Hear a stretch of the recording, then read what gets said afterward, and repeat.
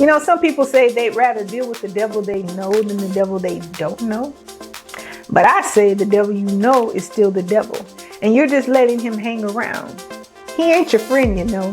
He still wants to take you out of this thing called life. You should exchange the devil you know for the healing, the wholeness, the joy, the happiness, and the fearlessness you should know.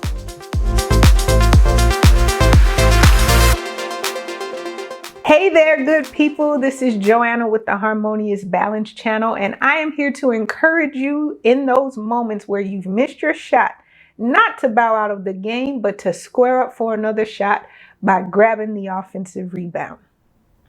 So, you know, if there's one thing that is consistent across the human experience, it's fear. We wrestle with fear all the time. Many of our decisions are actually fear-based decisions, and you know, I get it.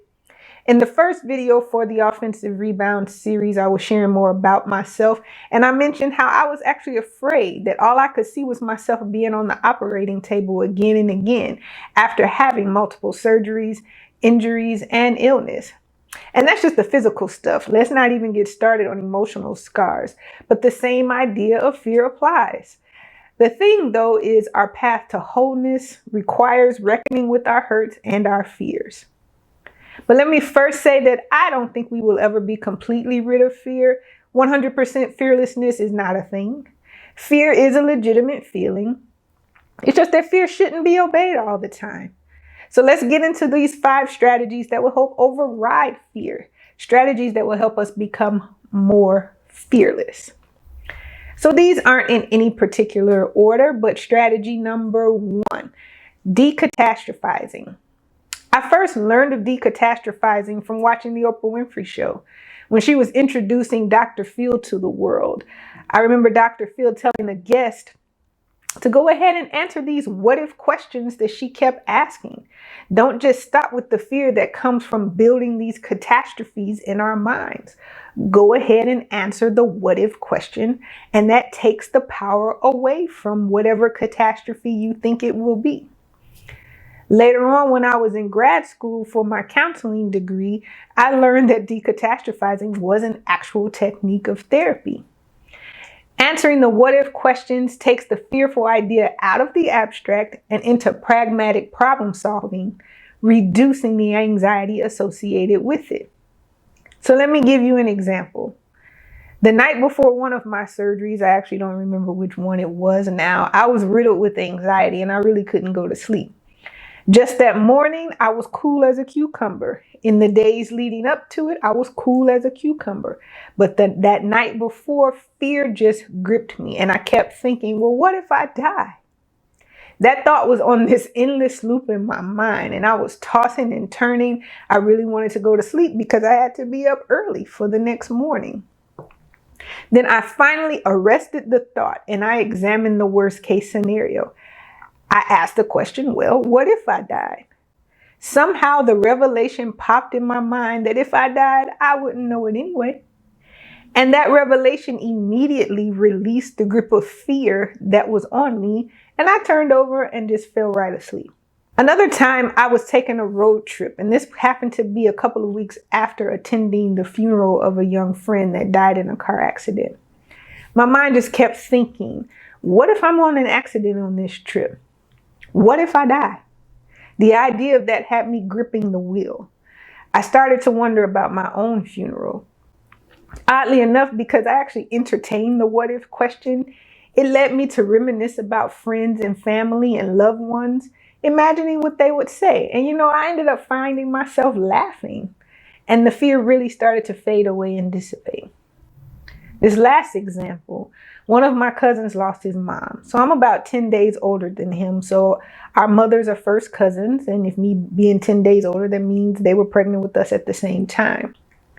So she passed when we were in our late 20s. And I was thinking about him. And then I began to think, well, what if I lost my mother at that time? And anxiety and fear immediately gripped my heart. But by that time, I had already disciplined myself to examine the worst case scenario, and I started to decatastrophize it. So the very next thought was, well, you know what you would do if you lost your mom.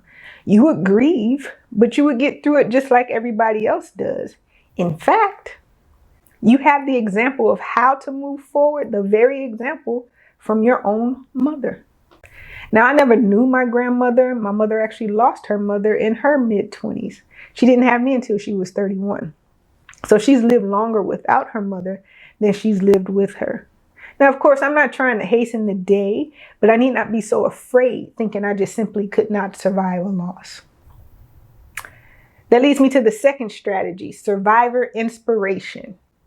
The example I just gave about my mother losing her mother is an example of this. When we get so afraid and paralyzed by fear that the what if scenarios present, we can actually seek inspiration from survivors. And not just those who have gone through what we were going through. Sometimes we'll never find folks who have gone through what we've been through. But there are people who have survived great devastation. People who have gone through a lot things that are a lot worse than us. You know, one of my older sisters is deaf and she has other special needs. She serves as a constant inspiration for me. She navigates this world without one of our 5 core senses. So if she can persist and bounce back through all that she's been through, so can I. Another example of survivor inspiration. I mentioned attending the funeral of a young friend in the previous strategy. Her parents are actually good friends of mine, and I saw their grief up close, and also saw their healing up close. Many times I remind myself of how they faced probably the worst thing that anyone could face, certainly the worst thing any parent could face, and they came through it. So I need not be afraid of situations that make me fearful. I also remember, similarly, Elizabeth Edwards, the wife of former Senator and presidential candidate John Edwards. She was battling breast cancer, I believe. It was some form of cancer, but she was asked by a reporter if she was afraid of dying. She too lost her son when he was 16 years old. So her response was, I put a son in the ground. I'm not afraid of anything. And you know, hearing that actually made me sit up in my chair. We hear survivor stories all the time. Don't let them go in one ear and out the other. File them away as inspiration against fear. Strategy number 3, pre-fabbing resilience. Now, this is a term that I've come up with, so it's original to me. You probably have heard the idea of a prefabbed home, homes that are partially built. So when a person buys a prefabbed home, they aren't building completely from scratch. So when times are good, we need to establish certain values, core beliefs, and principles. And I think there are certain ideas we need to have embedded in our hearts and our minds throughout life when times are good and when times are bad. Those same friends of mine that lost their daughter in the car accident was having a conversation with her mom.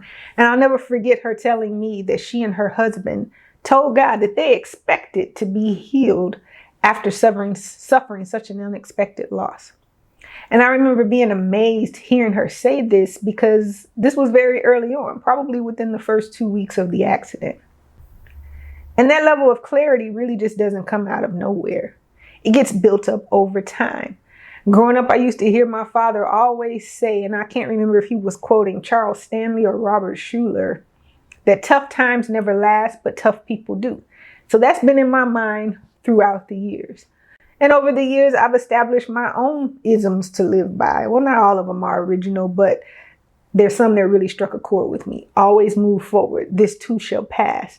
And I find myself actually thinking about my ancestors who probably endured some of the most sadistic, hateful, and heinous abuse. And I marvel at how they persisted. So that tells me the stock that I come from is resilient. A couple of other quotes stay in my mind. Doubt is to be expected but not obeyed. That's from Kevin Carroll. He's a motivational speaker. He used to work as a head trainer for the Sixers, and he also used to work for Nike. He has a very fascinating story. You should check him out. Another quote is from Hall of Fame coach, NFL coach, Tony Dungy. We can win championships after losing some games. I believe that was a chapter title in one of his books. So we're not necessarily taken out of contention for the championship just because we lose 1 or 2 games or several games. And the fact of the matter is we have a never-ending season in this game called life. So we have opportunity after opportunity to go after a championship. Again, we need a steady diet of these truths, especially during our good times. We prefab resilience when times are good so that when times are rough, we aren't starting from scratch, trying to establish a belief system and something to hang on to. But if by chance you are starting from scratch, you can develop your resilience just the same. It's yours for the asking. Strategy number 4, examining the alternative.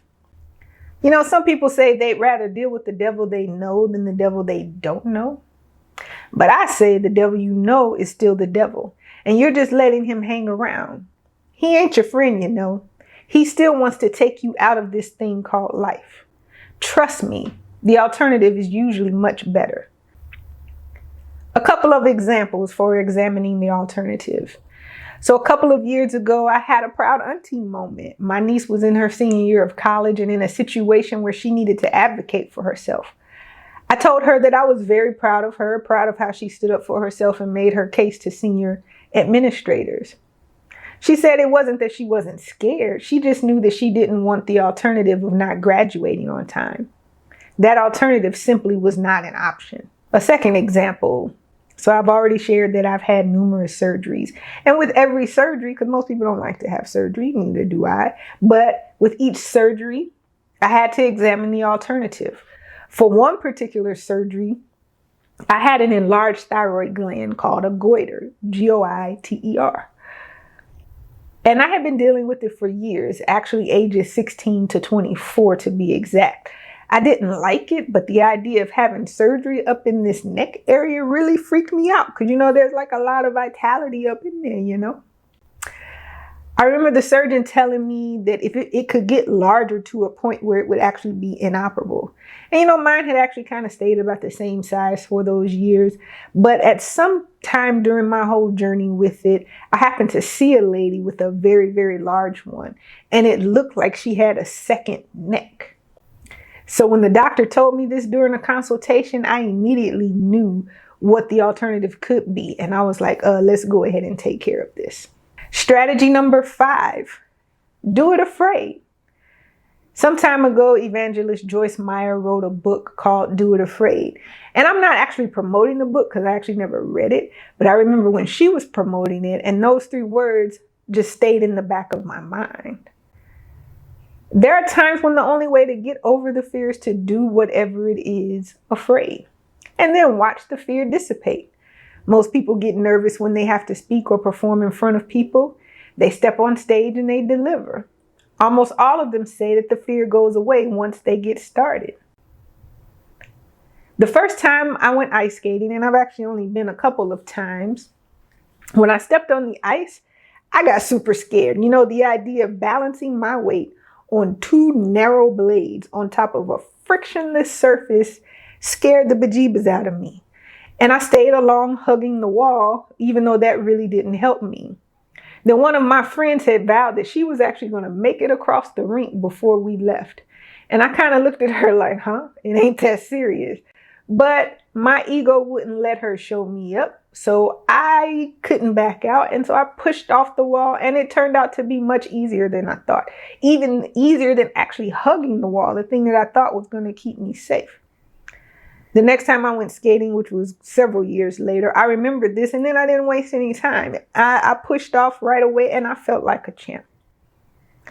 Another example, when I was in physical therapy, recovering from my first ACL surgery, I was doing single leg baby hops. But my therapist wanted me to do an explosive 1-leg jump, going from here to there. And I looked at her like she was out of her mind. I started to refuse, but then she stopped me. She interrupted me and was like, you know, your body could actually handle this, but you need to do it so you could stop psyching yourself out. Now, let me toss out this disclaimer. In no way am I advocating just trying out stuff and pushing boundaries needlessly. We all have to be wise and work under the guidance of our healthcare team. What I am trying to get across is that many times we realize if we go ahead and just do it, then we're going to be just fine. I'm going to stop things right there. I really didn't want this video to be too long. Trying to be succinct and thorough at the same time is a challenge, but I hope those 5 strategies are helpful to you. For now, that's all. So let's become more fearless, good people. I will see you later.